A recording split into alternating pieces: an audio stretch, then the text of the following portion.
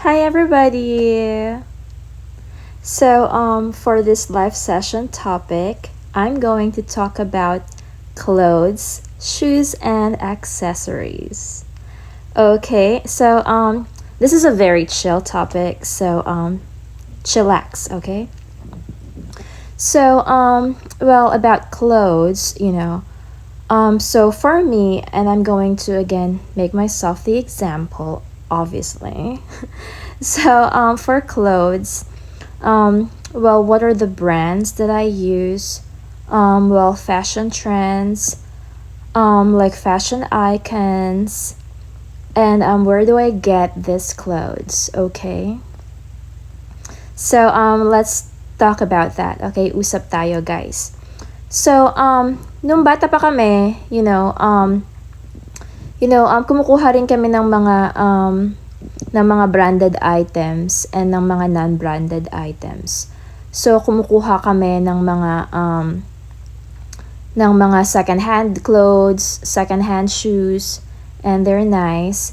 And kumukuha rin kami ng branded items like Esprit, like Lee, Levi's. Bumibili kami sa Landmark. And I like Landmark, sa Makati. Cause medyo mura din naman siya and maganda yung quality.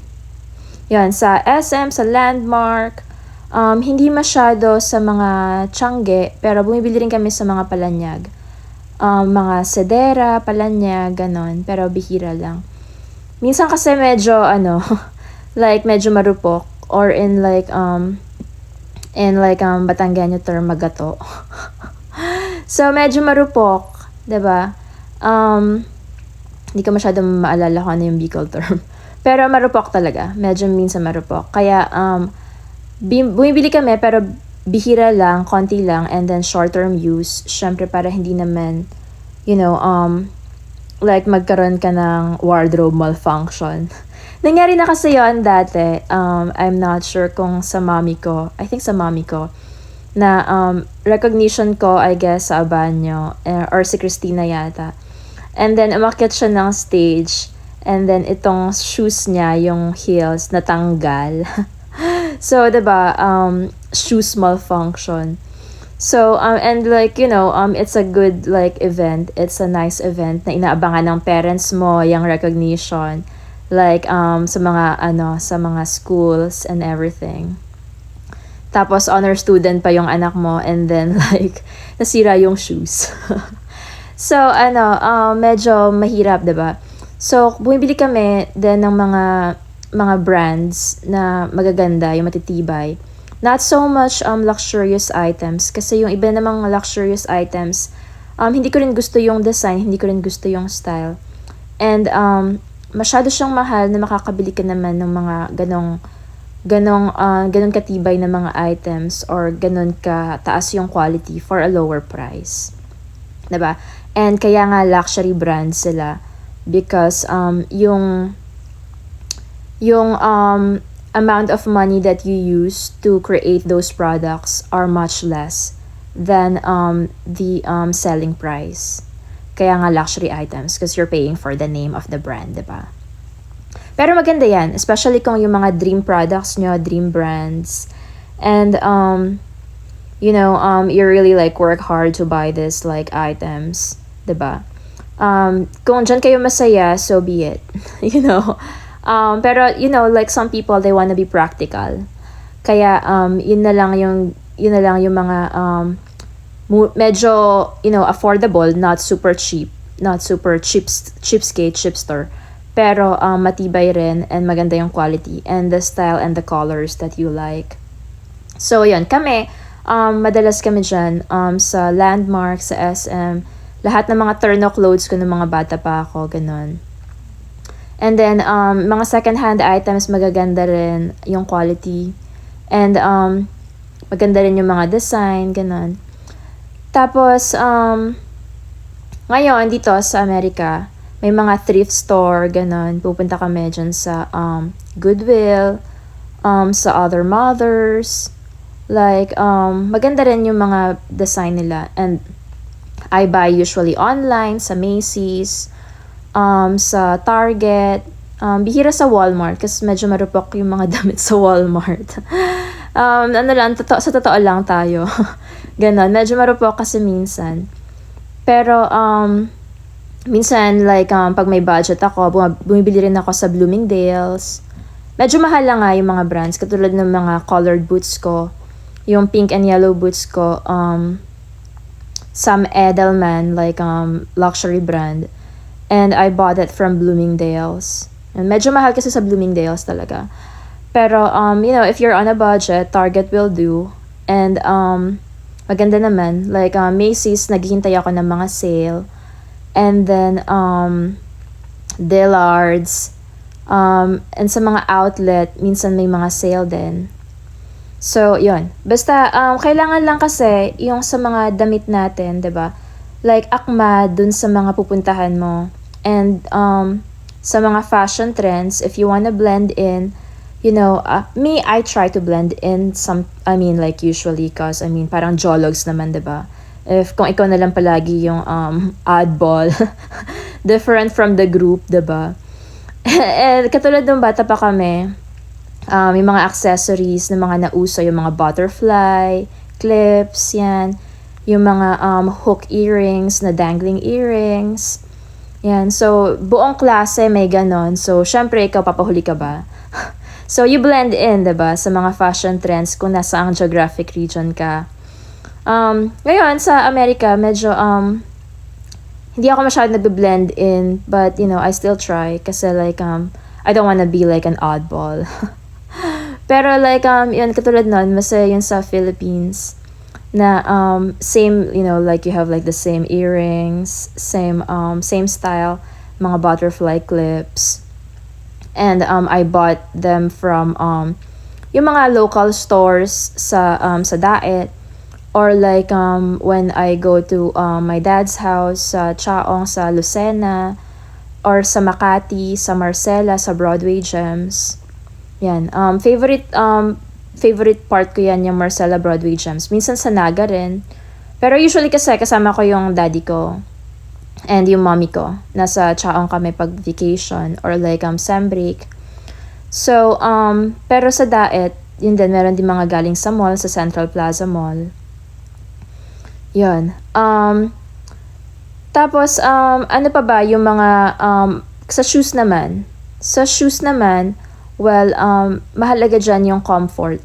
Yung comfort talaga sa shoes. So, depende rin sa pupuntahan nyo, 'di ba? Syempre, kung magjo-jogging ka, workout, meron kang workout shoes. Kung magpo-party ka, usually high heels, cause, boring naman kung naka-flats ka. Unless meron kang, like, health issues. Parang pantamad kasi pag yung nagpa-party, tapos like sobrang naka-flat shoes. Kahit naman nung bata pa kami sa mga induction party, ganon. Nagkakaroon ka pa rin ng mga heels kahit 1 inch, ganon, 2 inch. Ako nga nung elementary pa lang, pumapasok ako, naka-boots ako ng tiger boots. Mga 2.5 inches. Yung mga sila, parang medium ankle boots. Tapos meron akong black boots, ganon. And then I would like go to school na naka-curl yung buhok ko, nakaset. Yung mga soft curlers, talagang syempre fashion. Fashion na fashion. And nakaka-enjoy yung, yung pagkabata and yung pagiging nating female. Diba? Like, female beauty. So, yun.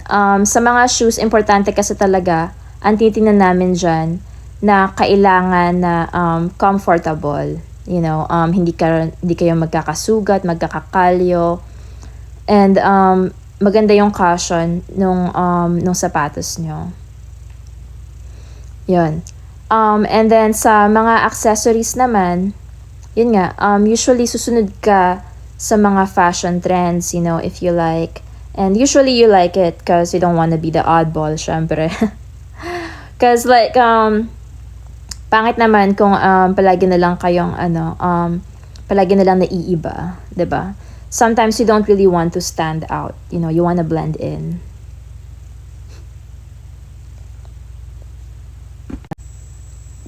Yun. So, ako, ang favorite ko talagang footwear ay sandals. Cause, strappy siya. Basta strappy kasi comfortable. Cause, kahit minsan nagmamadali ka, hindi siya mahuhulog na lang basta-basta sa paa mo. Yun. Pero, chinelas kasi napaka-comfortable din.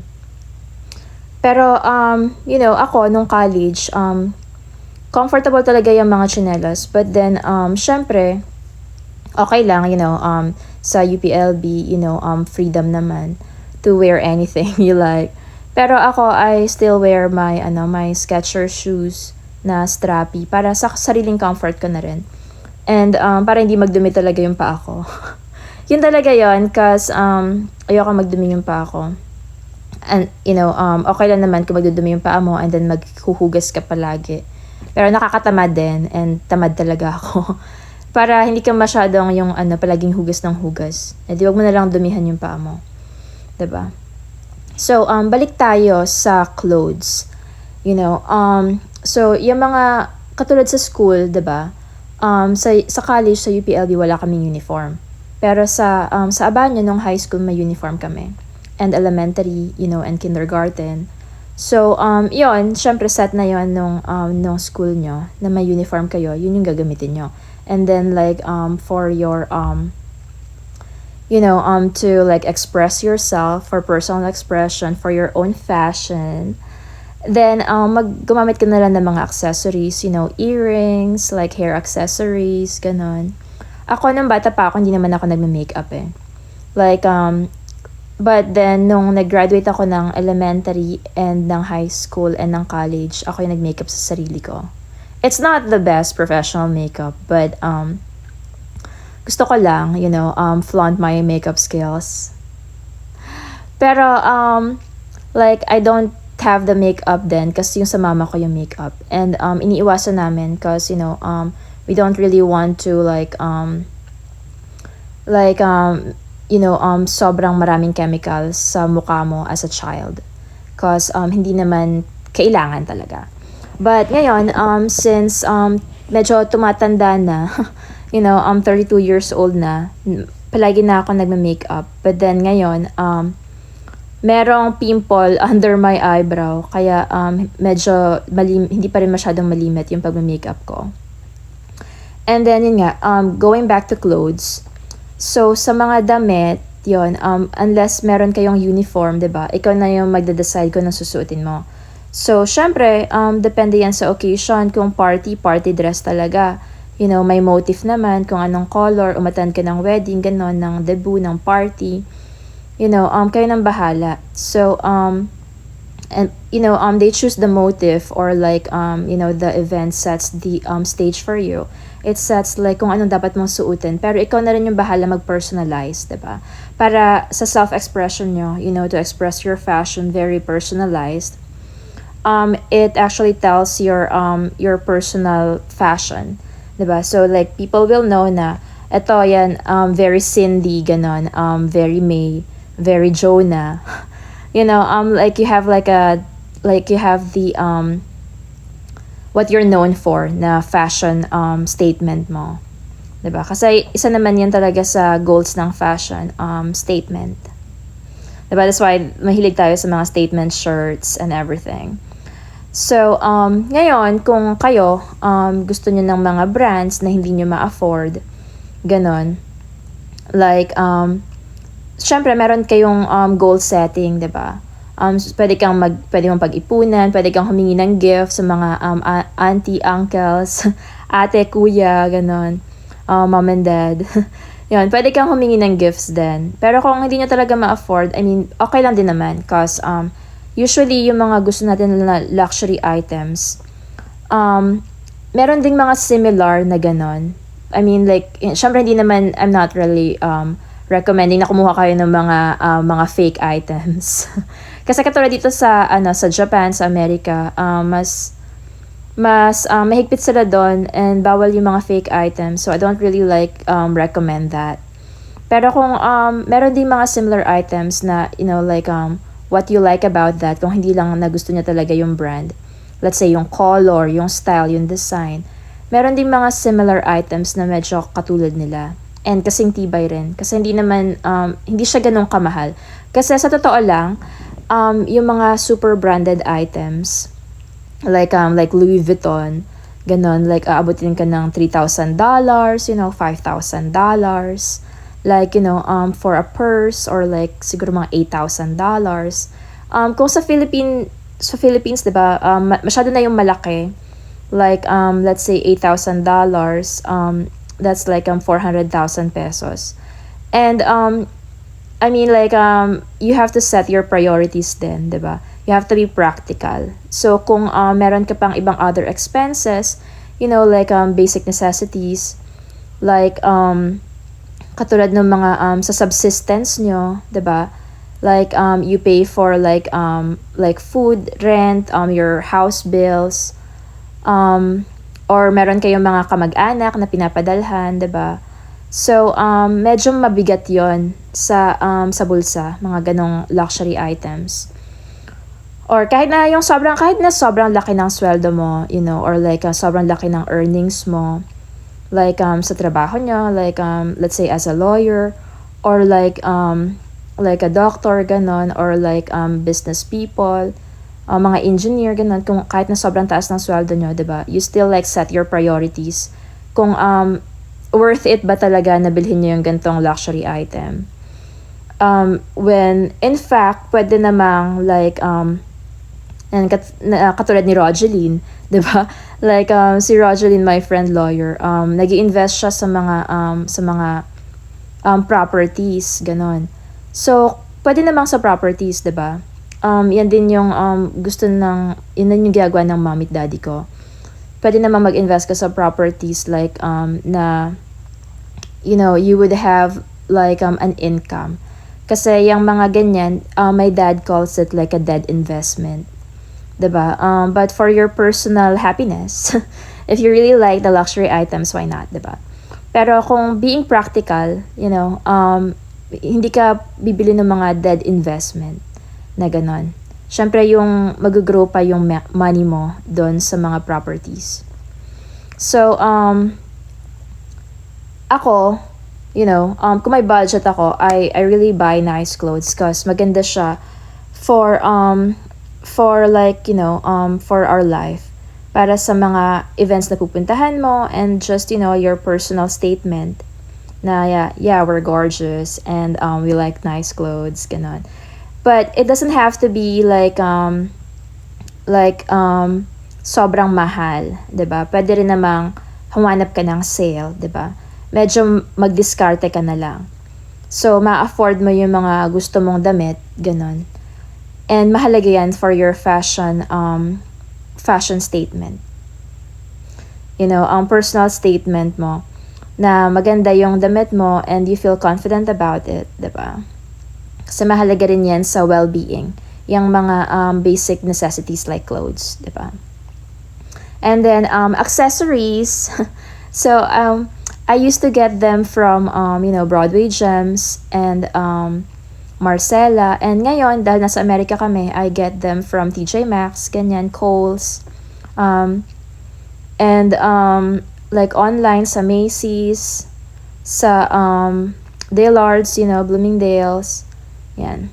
Pero bihira lang nga sa Bloomingdale's kasi masyadong mahal. But marami pang mga stores or like shops na pwede mo yung kunan ng accessories, for your personal statement.